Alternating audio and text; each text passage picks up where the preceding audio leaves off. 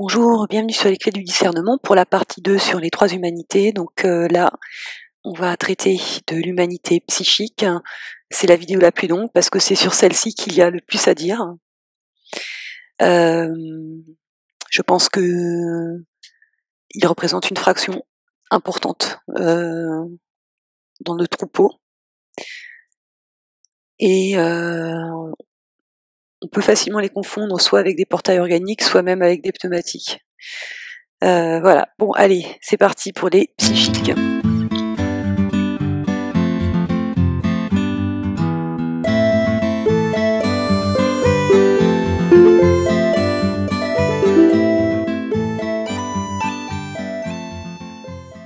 Le deuxième type d'humanité est désigné dans les manuscrits de Nag Hammadi comme étant l'humanité psychique. Dans la gnose valentinienne, on comprend très clairement qu'ils ont été formés en termes d'ADN par un mélange de lumière et de ténèbres. Ils sont donc en fait un mélange entre l'humanité spirituelle et l'humanité illique. Si on prend le traité tripartite, qui est l'écrit le plus long et le plus complet que l'on trouve dans la bibliothèque copte de Nag Hammadi et qui traite en fait de ces trois humanités en détail. Le récit qui est fait, c'est que Léon Sophia, dans sa lutte contre sa chute et la ténèbre, donc c'est-à-dire les émanations archontiques qu'elle a créées par erreur, a créé l'ordre du souvenir à partir d'une mémoire de la lumière originelle. Donc la lumière dont il est question chez les psychiques est une copie dégradée de la lumière originelle. Donc l'humanité psychique appartient complètement à l'astral, à cet astral polarisé, en deux camps, comme l'a décrit Cameron Day, la fausse lumière d'un côté et les forces de l'ombre de l'autre. Et nous sommes dans leur jeu, nous sommes dans un jeu psychique. Toujours dans les manuscrits de Nag Hammadi, ils sont aussi désignés comme étant l'homme de loi, c'est-à-dire ceux qui ont besoin finalement que des lois soient édictées pour leur fournir un cadre et des règles du jeu à suivre pendant leur incarnation. Les spirituels n'ont pas besoin de lois parce qu'en fait ils sont venus avec les lois de l'un, les lois divines, les lois de l'esprit et ils vont s'évertuer à essayer de vivre selon ces lois et ils auront beaucoup de mal à y parvenir. Ils vont rentrer dans des dialogues intérieurs incessants entre eux. Il y a un télescopage mental et psychique qui se fait chez les spirituels entre ces lois, ce qui leur paraît être normal, aller de soi, et les lois psychiques qui régissent ce monde. Donc les psychiques, quant à eux, je pense qu'à la naissance, si on pouvait prendre leur corps subtil en photo, on constaterait qu'ils ont principalement peut-être les 5 premiers centres ouverts, c'est-à-dire du chakra racine jusqu'au chakra laryngé, les 2 centres supérieurs étant largement sous contrôle du système de valeurs de la société dans laquelle ils sont, donc ils seront très facilement manipulables et programmables par l'ingénierie sociale de leur époque. Cependant, ils disposent d'une âme individuelle, mais elle est interconnectée au cloud, c'est le nuage bleu là que j'ai mis sur la représentation, au cloud démiurgique, donc de la dualité. Donc ce qui les caractérise, c'est que ils acceptent l'ordre social qui leur est présenté comme étant normal, même si bon, il y a plein de choses qui vont les choquer, mais justement c'est principalement avec cette population-là que les jeux d'opposition contrôlés vont se dérouler. Dès que une nouvelle alternative ou un nouveau mouvement va apparaître, ils vont s'y engouffrer, que ce soit l'anarchisme, l'écologie, les gilets jaunes. Alors je vais être très claire sur sur les gilets jaunes ou les mouvements politiques en général. Le jour où tu arrives à la table des négociations avec ton patron, avec les élites, c'est que tu as perdu. Bon, maintenant, vous pouvez aller jouer aux échecs avec eux, ils attendent que ça, que vous mettiez votre énergie pour aller négocier et jouer une partie d'échecs avec eux. Bon, qu'est-ce qu'on a d'autre? Les expériences de mort imminente, qui sont un gros programme pour nous inviter à rejouer une nouvelle partie. Oh, c'est trop cool, ça y est, maintenant on est sûr qu'il y a quelqu'un, il y a des êtres aimants qui nous attendent après. Le tunnel de lumière, les abductions par des aliens positifs, etc. Tout ça, c'est vraiment trop cool et trop génial, quoi. La communication non violente va sauver l'humanité. Le véganisme aussi va sauver l'humanité. Dans le champ de l'ufologie, c'est eux qui vont remplir les salles des conférences dédiées à ce qu'il convient d'appeler la divulgation contrôlée. Et je vous remets en description donc un lien vers l'article de Paul Ponceau sur cette question. Dans le champ de la spiritualité, ça va être le New Age, dénonçant le New Age 2.0. Ouais, depuis la création de ma chaîne, j'ai arrêté de compter le nombre de chaînes copycat qui photocopient mon discours dans un autre emballage et qui du coup ont des milliers d'abonnés et font un business dessus. Il y a des vieux loups aussi de la scène spirituelle qui commencent à utiliser des mots qui sont apparus que dans ma bouche et dans celle d'Iso. Donc ça c'est rigolo. J'ai remarqué que aucun d'eux ne présente aucune chaîne. Faudrait quand même pas qu'ils donnent leur source d'information. Le mot égo spirituel aussi. Alors là, partout à toutes les sauces. Moi, j'ai commencé à écrire un bouquin dessus en 2013. Mais ça faisait des années avant que je réfléchissais à la question. Pendant tout mon cursus New Age de 12 ans, il n'y avait rien à l'époque, ni vidéo YouTube, ni quoi que ce soit sur la question. Mais voilà, si l'humanité pneumatique sera capable de reconnaître les originaux au milieu de leur photocopie, les psychiques, eux, ne peuvent pas faire la distinction et d'ailleurs ils vont préférer les photocopies qui sont plus polissées, avec une meilleure vitrine.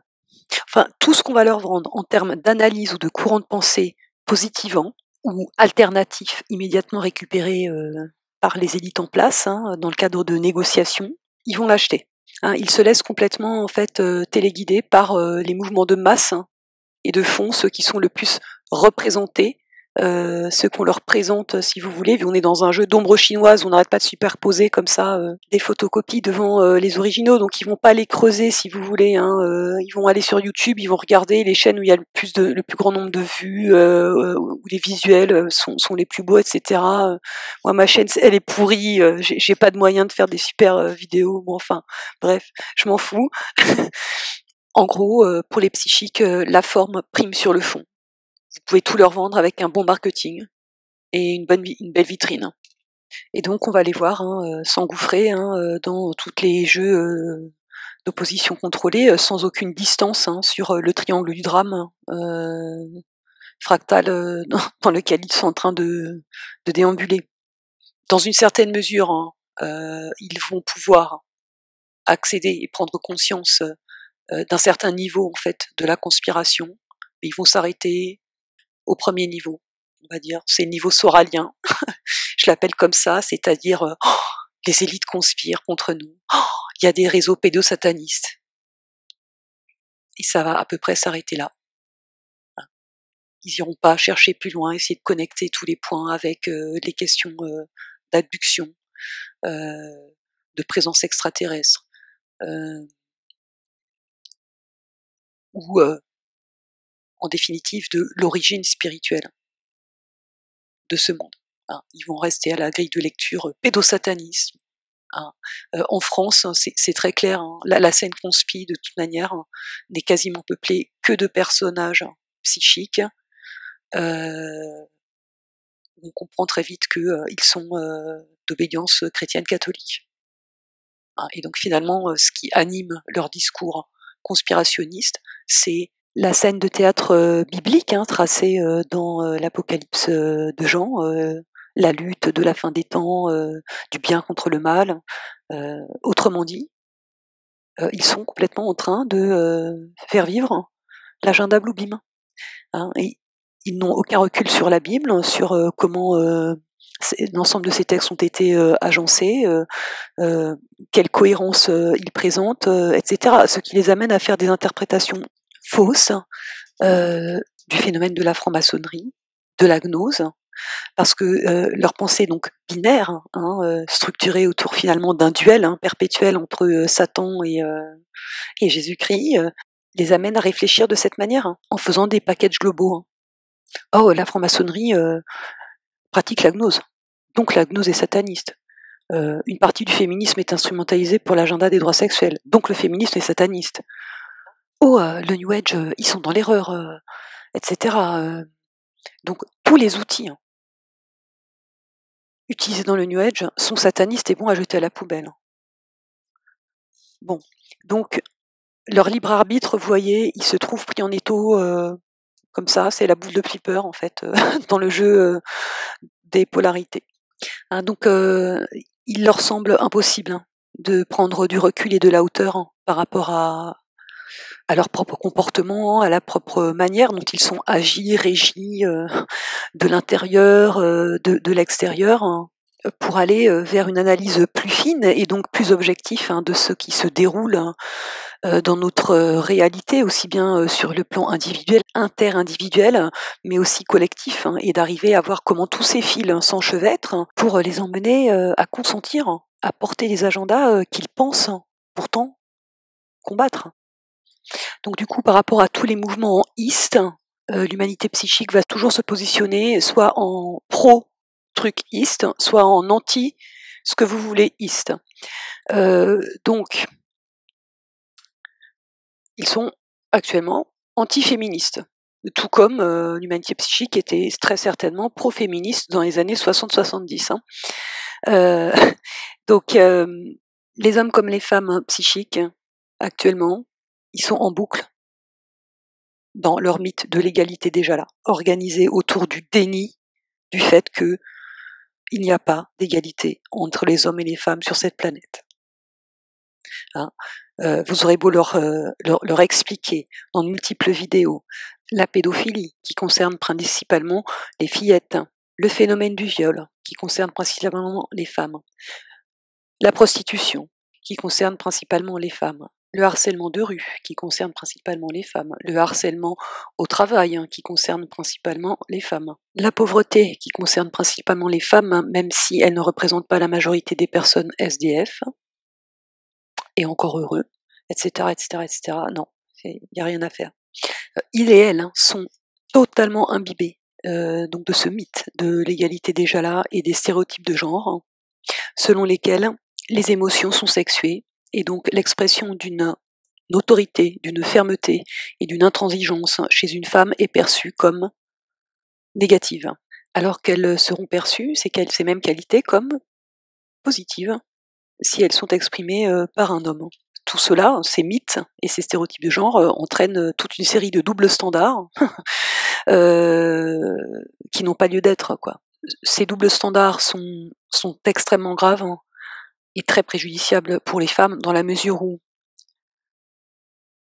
la faculté à pouvoir exprimer une autorité, une fermeté et une intransigeance, c'est la clé. C'est une des clés importantes de la souveraineté individuelle, surtout si vous faites l'objet d'attaques, telles que personnellement j'ai dû en subir en 2017. Je peux vous dire que sans ces qualités-là, je ne serais plus là aujourd'hui pour vous en parler. Il n'y a pas moyen de leur faire comprendre qu'il existe une programmation mentale genrée qui est si lourde que même dans nos sociétés occidentales, les femmes sont très très loin de pouvoir reconquérir leur souveraineté individuelle. Et ça fera l'objet de la vidéo que je vais préparer sur l'archéovirilité et l'archéoféminité. Et donc du coup, face à toutes ces agressions liées à ces doubles standards, lorsqu'une pneumatique adopte comme mode de réponse une série de questions et d'interrogations, là immédiatement, l'ego psychique va réagir de manière très agressive. Et comme je l'ai déjà dit dans ma vidéo là de retour à l'auditorat sur après un an d'absence, si la formule interrogative génère une agressivité en vous, il faut vraiment se poser des questions sur votre ego. Donc, pour résumer, l'humanité psychique est totalement sous l'emprise de l'ego. Donc, moi, ce que j'entends par ego, c'est toutes les structures identitaires qui se sont construites avec le scénario de vie de la personne, qui est quand même relativement complexe, parce que la question des identités, c'est déjà c'est un oignon. On n'en a pas qu'une d'identité. Il y en a plein qui s'empilent en fonction de. Il y a l'identité sociale, l'identité sexuelle, l'identité de genre. Enfin, bon, l'identité professionnelle qui prend quand même aussi une grande part dans la représentation que le moi a de lui-même. Et l'humanité psychique n'a pas de recul par rapport en fait à sa propre structure identitaire. Donc contrairement à l'humanité spirituelle, ils ne peuvent pas accéder, en fait, à une forme supramentale d'observation objective de ce qui se déroule sur le plan collectif, planétaire, hein. Vous leur parlez de ce sujet, hein, de l'oppression des femmes, ça va tout le temps tourner en boucle sur, «Ah non, moi pas ma femme, mes amis non, autour de moi non, mais moi je suis pas comme ça, mes amis sont pas comme ça» et cetera, voilà. Donc c'est impossible pour eux, de prendre en considération, des faits, qui concernent pourtant bien, beaucoup de monde sur la planète, quoi, donc en gros, l'humanité psychique, peut être encartée auprès de plein d'ONG, tout ce que tu veux, tout ce que tu voudras pour, lutter contre la faim dans le monde, l'excision des petites filles en Afrique, ou je ne sais quoi, d'autre, hein. Et en même temps, ça ne les dérange pas d'aller, écouter des, gentils masculinistes qui sont en train de leur vendre le discours suivant, comme on l'a aux États-Unis, par exemple, des, MRA, hein, les hommes comme ça qui se constituent en groupe pour nous expliquer que les hommes sont opprimés parce que, c'est eux qui vont le plus en prison, c'est eux qui, meurent le plus, par, délinquance arme à feu, ou, dans le monde professionnel aussi, les accidents du travail. Et puis ce sont eux les plus nombreux à être, sans abri et dans la pauvreté. Le décrochement scolaire aussi, de ces pauvres jeunes hommes qui n'arrivent pas à contrôler leurs hormones, à cause de la mixité scolaire, et tenez-vous bien, le trauma de la circoncision aussi, et cetera et ainsi de suite. Et donc tout ça, c'est la faute de ces féminazis et de ces connasses de féministes. Hein, tous les faits cités, hein, dans leur argumentaire sont soit le fait d'une incapacité à se maîtriser et à se contrôler, soit le fait de violences d'hommes à l'encontre d'autres hommes. Et ils en accusent les femmes et le féminisme, comme si la société de classe et sa violence, qui prend ses racines dans un ordre social patriarcal, n'existait pas bien avant le féminisme, ou que n'importe quelle femme l'ouvre au péril de sa vie, hein. Ah donc si, y a personne en face pour essayer de leur expliquer qu'en fait là tout ce qu'ils disent ça n'a pas de sens, il y a un manque de cohérence quand même, fondamental, hein, et central, hein, dans leur discours, hein. C'est-à-dire que sans nier, leur souffrance, ou que la situation est difficile pour tout le monde, mais qu'ils se trompent, complètement d'ennemis, on pourrait, demain, les entendre aussi nous dire, je sais pas moi, que oh là là, il y a plus d'hommes qui meurent des MST, parce qu'en fait, ils vont voir des prostituées sans se protéger, ou les chemtrails, les broyeuses de Lyme, et cetera. Ça, c'est la faute des femmes aussi et du féminisme. Ah, parce que bon, on peut aller loin, hein. Vous voyez, avec des glissements successifs comme ça, où de toute façon, la faute est toujours portée, sur les mêmes. Bon, ça s'appelle l'obscurantisme, hein. Bon, alors donc, pour les hommes psychiques, allez-y, continuez, dans cette voie. Faites vivre littéralement, hein, l'agenda, des élites, hein, que vous prétendez dénoncer, et qui cherchent à nous emmener à un point bien précis, hein. Il n'y a plus de femmes dans l'espace, social et public, hein, les gars, hein. Elles sont dans des labos, à faire, utérus, hein, pour la reproduction, artificielle, parce qu'ils y arriveront jamais, hein, sans un substrat organique. Et le jour où vous allez, vous rendre compte qu'il y a plus de femmes autour de vous, que c'est tous des transsexuels, il sera trop tard, hein. Ce qui permet de voir, hein, que, le noyau de l'identité est bien sexuel, hein, chez l'humanité psychique. On voit bien que lorsque toutes les autres identités sont menacées, les identités professionnelles, l'insécurité, tout part à volo, les identités nationales, machin, et cetera. Finalement, la seule qui reste en place, hein, sur laquelle, hein, l'humanité psychique se retranche, c'est finalement l'identité sexuelle. Et la nécessité de solidifier, de sédimenter en fait, hein, cette identité-là, hein, et d'où tout le délire, que je dénonce, hein, autour de cet aveuglement qu'ont la plupart, de ces hommes psychiques conspirationnistes sur la question du féminisme et de l'oppression de la moitié de l'humanité par l'autre. Donc pour résumer, comme vous l'avez compris et comme le nom l'indique, hein, l'humanité psychique est totalement, caractérisée et sous emprise de sa psyché 3D. Et ce qui caractérise la psyché, c'est le subconscient et l'inconscient, qui conduisent à des comportements et des discours, hein, qui, bien que plus ou moins élaborés, sont peu cohérents pour décrire ou comprendre la réalité. Les processus en fait de leur mental supérieur ne résisteront jamais à la question d'un ou d'une humaine pneumatique. Ils arrêteront de discuter avec vous avant, ou ils se mettront en colère et deviendront très agressifs. Mais au contraire, des illiques, la discussion qu'ils auront eue avec un pneumatique va les marquer, ça va les travailler. Donc c'est comme ça en fait qu'on les repère, les psychiques.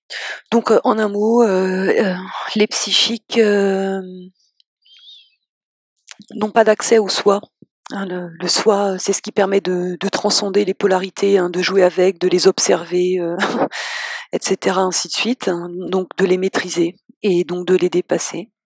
Ils ont un moi qui peut se prendre pour un soi, mais voilà, cet accès au soi leur est quand même grandement obstrué par le moi. Donc vous l'avez peut-être compris, ma chaîne tente de s'adresser à la fois aux pneumatiques et aux psychiques. J'expliquerai dans la partie 3, la partie humanité illique et discussion, pourquoi je pense qu'il est important de continuer à s'adresser aux psychiques. Alors, objectif atteint pour les pneumatiques. Quant aux psychiques, pour le moment, ils sont tous en train de freiner des cas de fer, de m'agresser ou de jouer les trolls sur ma chaîne. Mais bon, c'est pas grave, ça va pas m'arrêter. Ouais, la grande demande en ce moment chez les psychiques spirituels, c'est de faire des vidéos humoristiques sur les adeptes du New Age. Moi, je préfère faire des vidéos pour expliquer aux psychiques où sont les zones d'incohérence. Alors, je sais que mon ton peut être parfois tranchant, cinglant, mordant, mais ça ne veut pas dire que je me moque de cette humanité-là, ou que je ne tiens pas compte de ces souffrances qui sont réelles. Je le fais en tous les cas en laissant certaines de mes émotions s'exprimer en pleine conscience et en pleine maîtrise, parce que quand on aborde certains sujets qu'on a sur la table depuis plusieurs millénaires, je pense qu'il est nécessaire de dire les choses de manière très ferme et intransigeante. Pour certains sujets, il est absolument nécessaire d'avoir une frontière et une limite parfaitement claire pour vous, parce que quand ce n'est pas le cas, qu'est-ce qui se produit? Eh ben, vous êtes retourné. C'est comme ça que, par exemple, le patriarcat a colonisé le féminisme libéral. À force de vouloir arrondir tout le temps les angles, tout le temps être d'accord, fuir le conflit, etc., c'est ça qui se passe. La communication non violente et la pédagogie à outrance, où vous vous épuisez, vous vampirisez vous-même, ça a ses limites. Surtout sur certains sujets très graves comme le viol, la pédophilie, etc. Si vous regardez par exemple les sessions de Aurore X Chevalier, elle s'exprime parfois avec une extrême autorité et fermeté pour pouvoir faire son travail, parce que ce travail nécessite ces qualités-là. Mais là, par contre, ça ne choque personne. Mais si on applique ces mêmes qualités-là pour montrer ce qui se passe au sujet du féminisme, là, ça choque tout le monde chez les psychiques. Et je vais enfoncer le clou. Lauda Leon et Eve Lorgen ont produit de nombreuses vidéos en 2018 pour expliquer ce qu'est le patriarcat, le virus archontique qu'il représente, et c'est suite à de nombreux échanges par mail avec elles qu'elles ont produit ces vidéos. Je ne pense pas que Mark Gray va les inviter à faire une interview sur cette question, puisqu'il préfère, au début de l'année 2019, inviter un pseudo-chercheur de vérité, un certain James True, un jeune homme qui a, je pense, même pas la trentaine, et qui vient nous expliquer qu'il a tout compris du contrôle mental. En fait, le racisme et le sexisme, ça n'existe pas. C'était un truc de contrôle mental, en fait, des minorités pour mettre sous contrôle mental l'homme blanc. Waouh! Et tout le monde s'extasie. Alors qu'il ne s'agit juste qu'un petit rodéo dans le triangle du drame, d'un jeune homme blanc qui a volontairement pris des cours de Women's Studies, des cours d'études féministes pendant ses études, où ça s'est mal placé, il a eu beaucoup de souffrance, tout ça, machin, puis finalement, pour revenir dans les bras sécurisants de, finalement, le patriarcat, c'est pas si mal que ça, le masculinisme non plus. Bon, il a aucun mal à vendre ses bouquins, je pense qu'il les vend mieux qu'Eve Lorgen ne vend les siens, mais je vous invite vraiment à consulter mes playlists et à aller visualiser avec le traducteur automatique YouTube la plupart des vidéos de Sovereignty, c'est-à-dire Loda et Jorge Leon. et je vous retrouve bientôt pour la 3e partie sur les Illiques, mais aussi sur la partie discussion de la grande question, les catégories sont-elles figées de manière étanche?